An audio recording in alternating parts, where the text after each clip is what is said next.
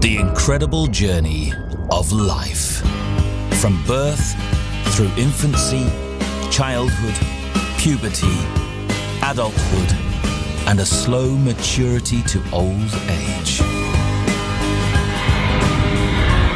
Using the latest medical imaging,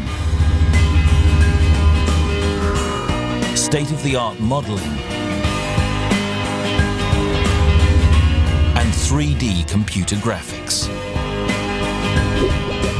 we embark on an extraordinary voyage through the body.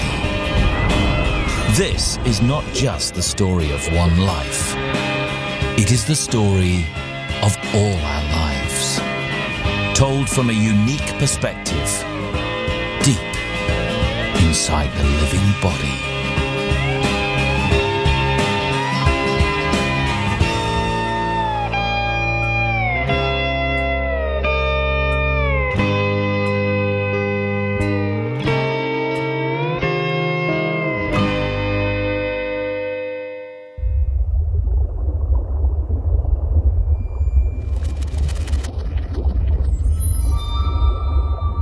Forty weeks have passed since a sperm fertilized an egg and a new life was created.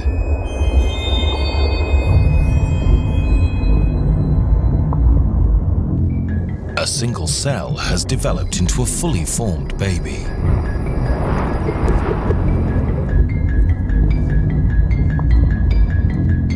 But the warmth and tranquility of the womb is about to be shattered.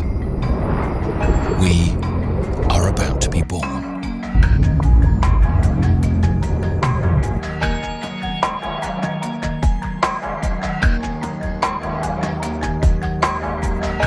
It's impossible to know exactly what it's like to be born, even though we've all been through it.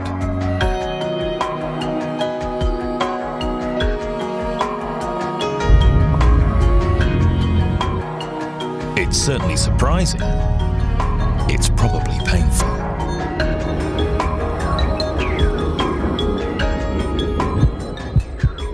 What scientists do know is that at the moment of birth, we experience a surge of adrenaline even more intense than during a heart attack.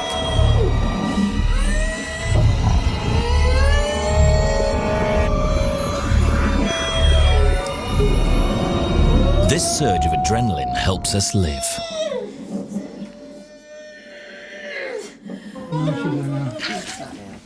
It kickstarts our lungs into drawing their first breath.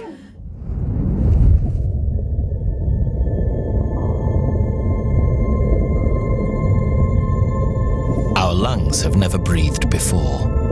They are still filled with amniotic fluid. We're in danger of drowning.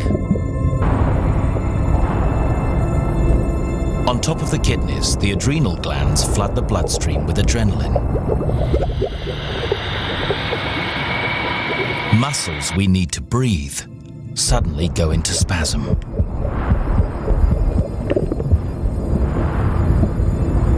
Our lungs splutter into life, and we take our first breath.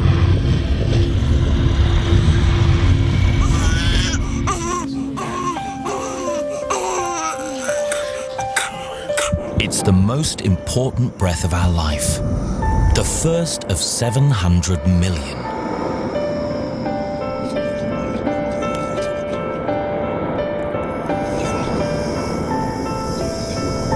Air rushes down the trachea, through thousands of branching tubes, into nearly 30 million tiny air sacs, the alveoli.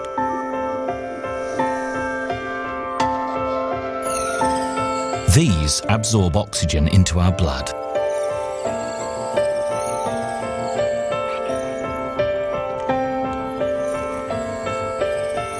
And draw out the carbon dioxide we exhale with every breath.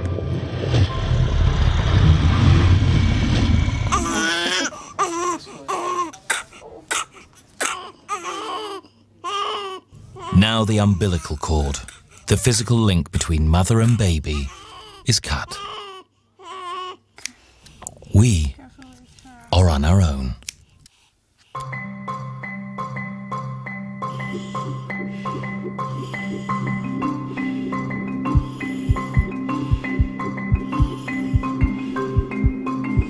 A baby's organs must adapt to life outside the womb. It's a challenging and risky time.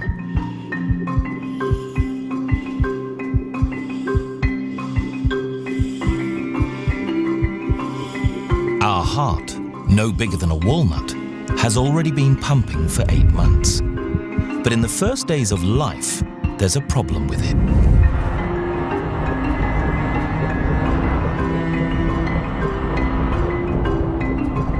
It has 2 holes, one in the aorta and one in the heart.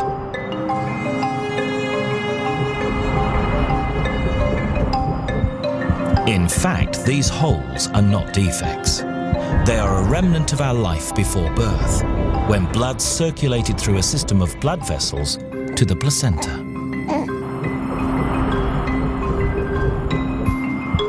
The holes used to divert most of the blood away from our inactive lungs. But now the lungs are fully functioning, they seal up forever.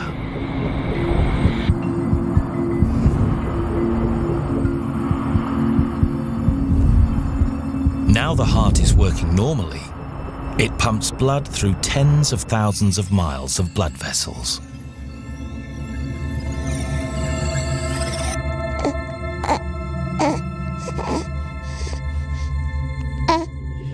Our other organs are also coming online too. The liver performs over 500 varied jobs, from generating body heat to processing toxins.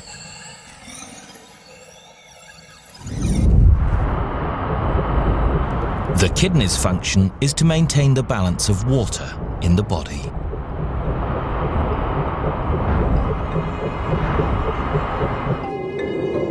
Our digestive tract must clear itself out, ready to take its first meal.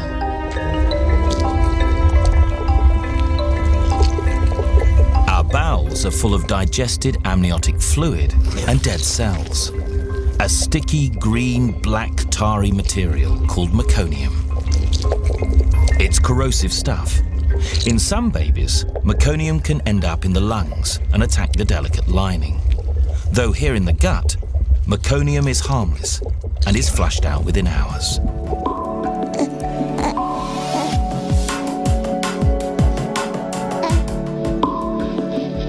The first gulps of breast milk accelerate this process. The trauma of birth might now be over. But the business of adapting to life outside the womb has only just begun.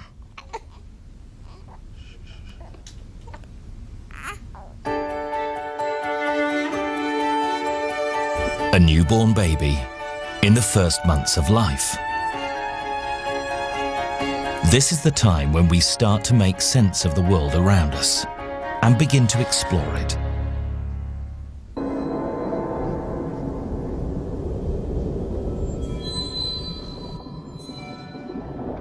Infancy is a period of rapid growth, both outside and in.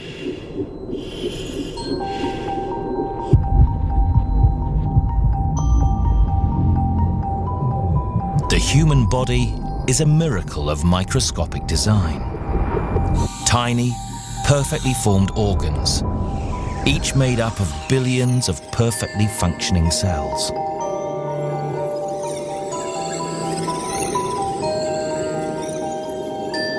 These cells are the building blocks of the body. They make us what we are. 100,000 billion cells, all working in perfect harmony.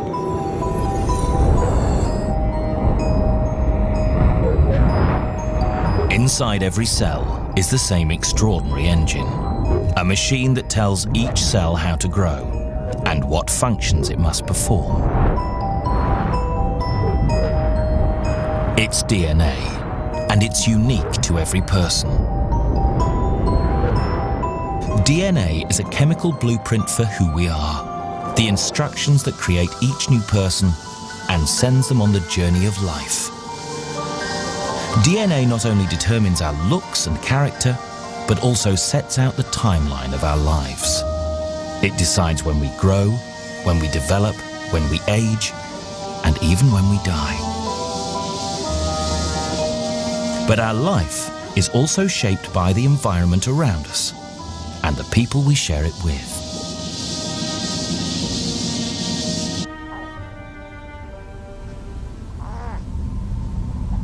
Our life outside the womb is still a challenge. Even though our mothers keep us warm, we can't regulate our body temperature. It was 38 degrees in the womb. Here at home, 18-degree room temperature is a shock to the system. The problem is, the region of the brain we use for temperature control, the hypothalamus, is immature. Our infant brain is under pressure. It is already making 100 trillion simultaneous calculations every second. Our hypothalamus just can't cope with the additional task of keeping us warm as well. Right now, we're in danger of hypothermia.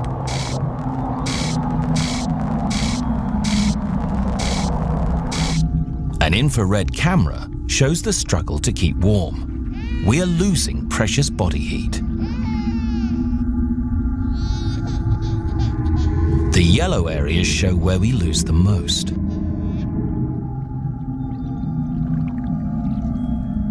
Luckily, we are born prepared. We have a special layer of tissue that keeps us warm. It's fat. Not just any old baby fat, but brown fat, normally found in hibernating animals. Much more than just an insulating layer, this fat is packed with special cells, which actively generate heat.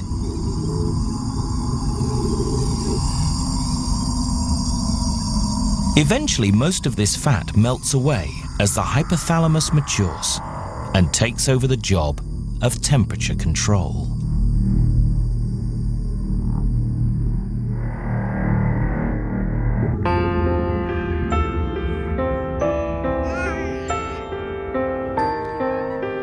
Just days old, we know almost nothing about our world. Everything we do by instinct, even breastfeeding. Our mother's milk gives us all the nutrients we need, and we drink half a litre of it every day.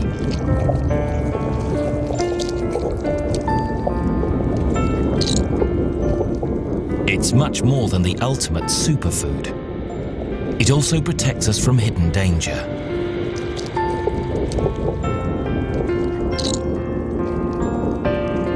Outside the womb, there are bacteria everywhere, invisible and potentially deadly.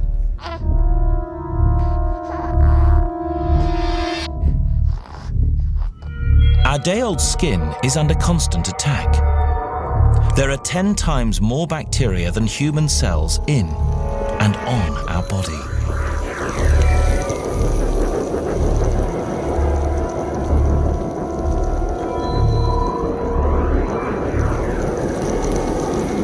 Our immune system is underdeveloped, and we can't fight infections off ourselves.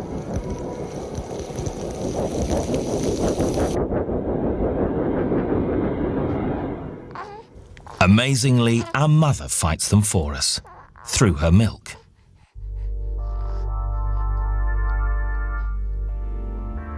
The close contact between mother and baby means she absorbs the same germs that are attacking us. Her mature immune system creates antibodies to kill off these bacteria.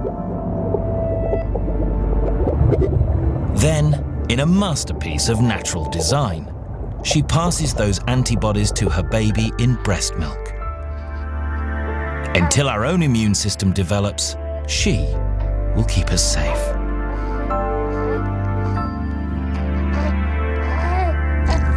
Breastfeeding builds a deep bond between mother and child, a bond that will guide us through infancy and into the outside world.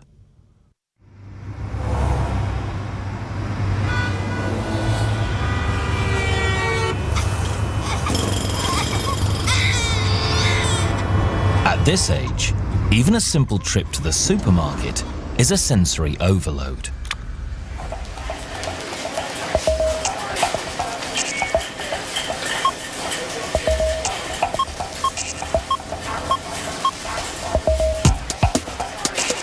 It's noisy, bright, and smelly. High up inside the nose, the specialized olfactory nerves dangle in the stream of air we breathe. They detect chemicals and send an electrical signal to the brain. Our brain interprets the signals as smells. Our sense of smell is very sensitive. We quickly learn to recognize smells and can identify our mother with our nose.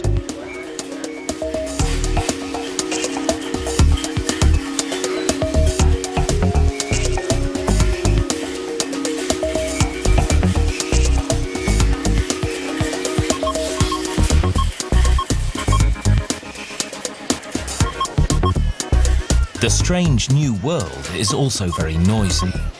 We're bombarded with hundreds of strange new sounds. Sound waves make the eardrum vibrate. On the other side of the eardrum, these tiny bones, the ossicles, vibrate in sympathy. They're the smallest 3 bones in our body. They are so small they could fit on a fingertip. Nor do they get any bigger. They stay this size all our life. But without them, we would never hear a thing. The ossicles are the ear's amplifiers. They amplify the volume 22 times. The amplified vibrations enter the inner ear, the cochlea. It's lined with delicate hairs. When vibrations pass through, the hairs vibrate. At the top, low-frequency hairs.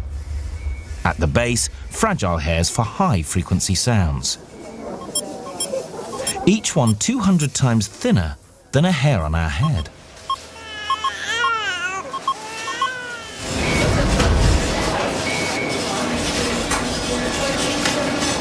Over time, loud noises will damage these hairs. But at this age, they are perfect. Our hearing will never be this good again.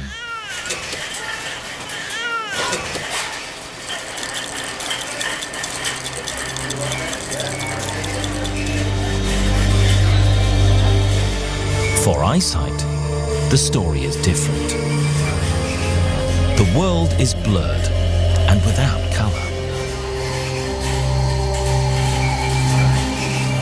Our eyes are underdeveloped. We can't point our eyes where we want to, and our immature lenses cannot focus.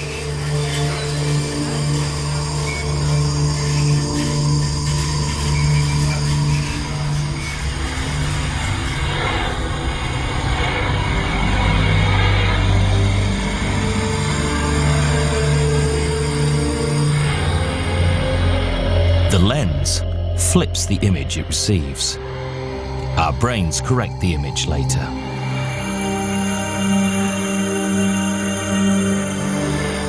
Babies can't yet see in color because the retina, the screen at the back of the eye, is also immature. The retina has 2 types of special cells, rods and cones. They turn light into electrical signals. The ones that detect color, the cones, are still developing, so we see mostly in black and white. From the retina, the signals travel along 2 thick nerves to the back of the brain, where we process visual information.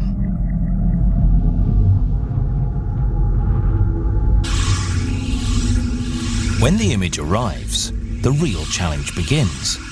Our immature brain hasn't yet learned to interpret the data.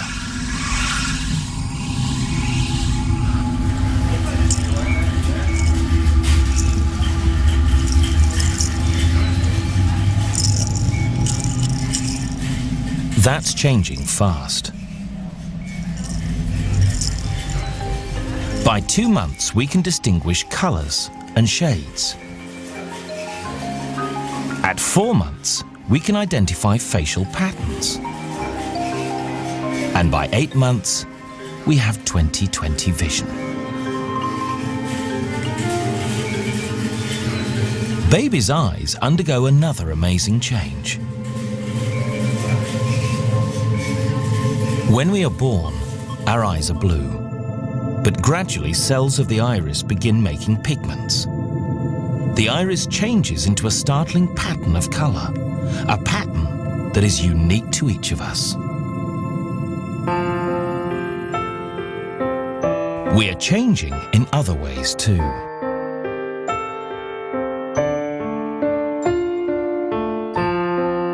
Over the first 3 months, we grow by 1/4 our original body weight every month.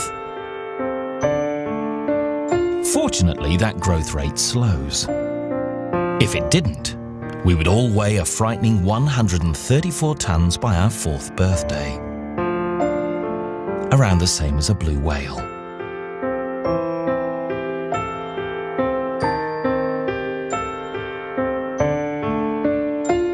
At 8 months, all our senses are working properly. We're beginning to explore the world. And the sense we use most is touch.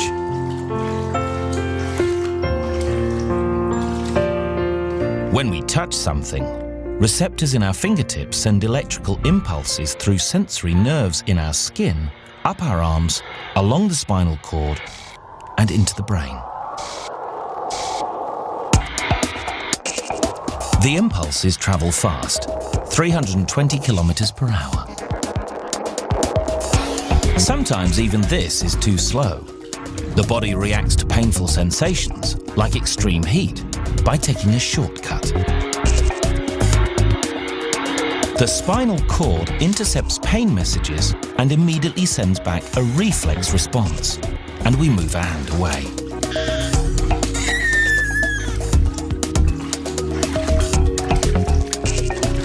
We have sensory receptors all over our skin, but some areas are more sensitive than others. The hands, face, and mouth. There are 9,000 sensory receptors on the tongue alone. This is why babies use their mouths to explore their world.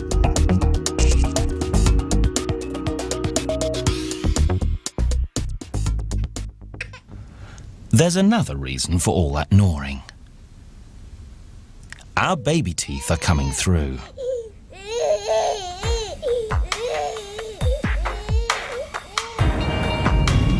Milk teeth form deep in the gums while we're still in the womb.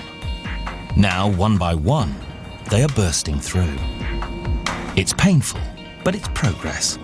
At last, we can eat solid food.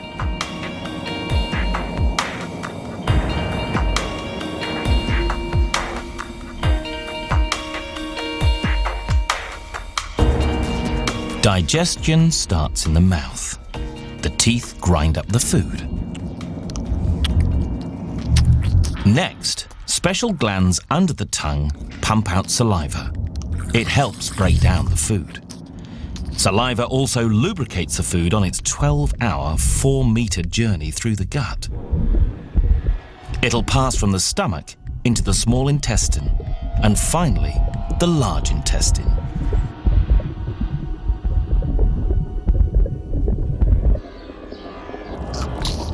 Waves of contracting muscle keep our food moving throughout the journey in a process called peristalsis.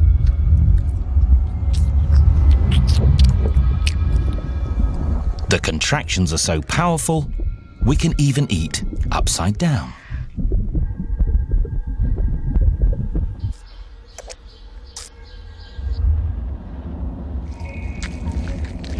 This is a unique view of where the food is heading. For the first time, a new camera shows a high-definition view of the journey to our stomach.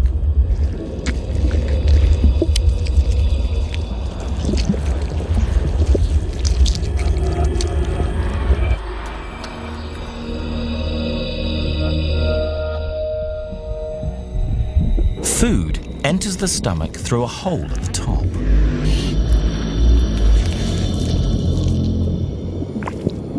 The stomach is a bag of muscle. It churns, squashes and squeezes the food into liquid. At the same time, acid breaks down the food.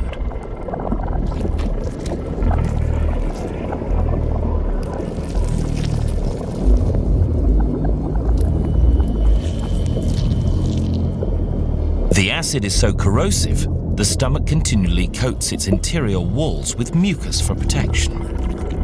Without it, stomach ulcers would form.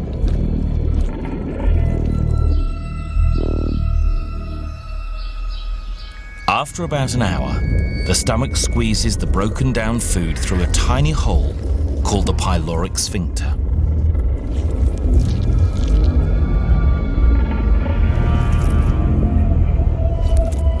The food enters the small intestine, a 3.5 meter coil of tube. This is where we absorb most of the nutrients.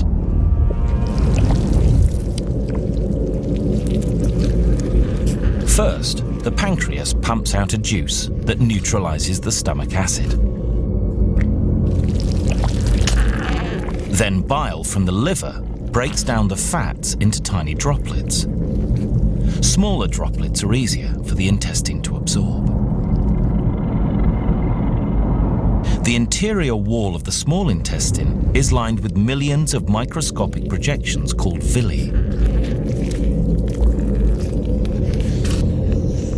These increase the surface area of the gut, making it easier to absorb nutrients. After an hour and a half, the small intestine has absorbed most of the nutrients from the food. What's left enters the large intestine through this, the ileocecal sphincter. It's a valve that prevents our food going back.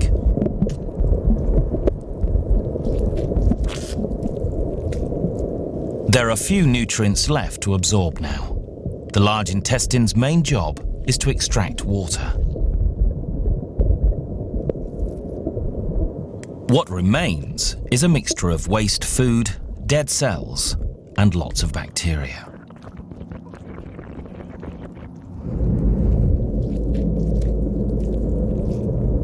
These bacteria in the large intestine aren't an infection.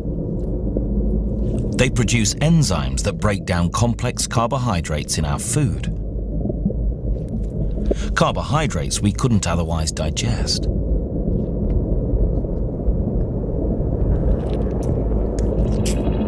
Finally, after about 12 hours, we expel what remains of the meal.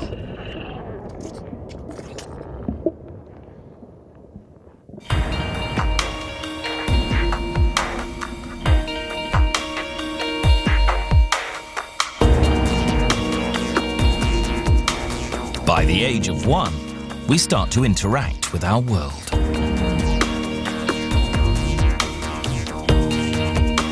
We are more independent from our mother. And now we can crawl, we begin to explore the world on our own. We can crawl because our bones have got stronger. They need to be. We're getting pretty heavy.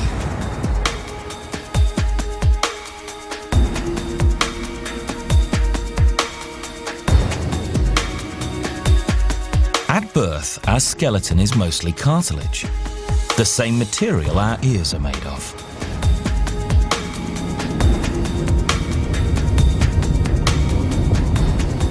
Cartilage is flexible. It's what enables us to squeeze through the birth canal.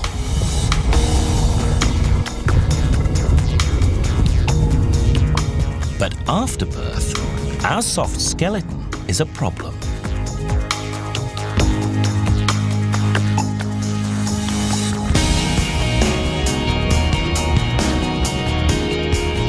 Cartilage is too weak to support the growing body and protect vital organs.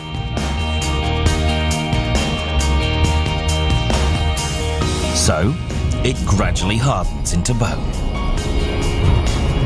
Cells called osteoblasts lay down minerals that turn soft cartilage into hard bone.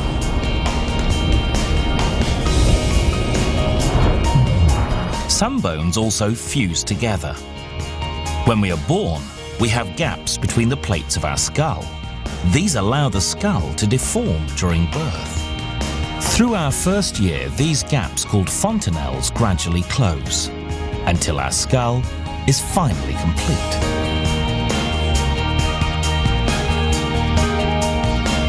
As our skeleton develops, so does our desire to get around. We're about to hit one of the major milestones in our life: learning to walk. The key to walking isn't strength, it's balance. And the secret to standing is hidden deep inside the ears.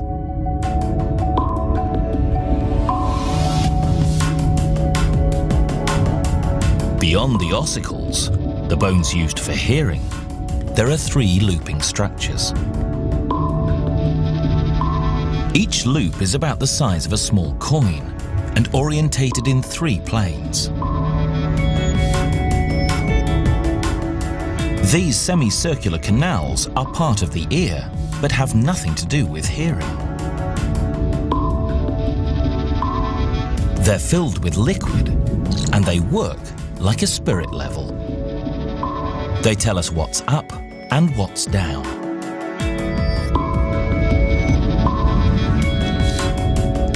The liquid inside sloshes against sensory hairs lining the tubes.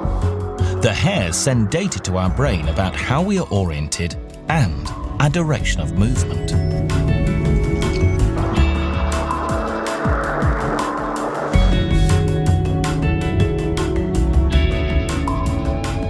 They help us balance and stand on 2 feet.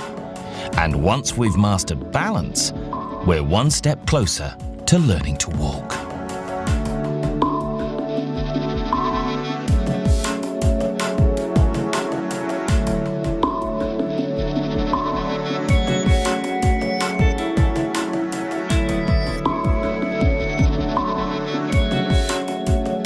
Now, there's no limit on where we can go and what we can do.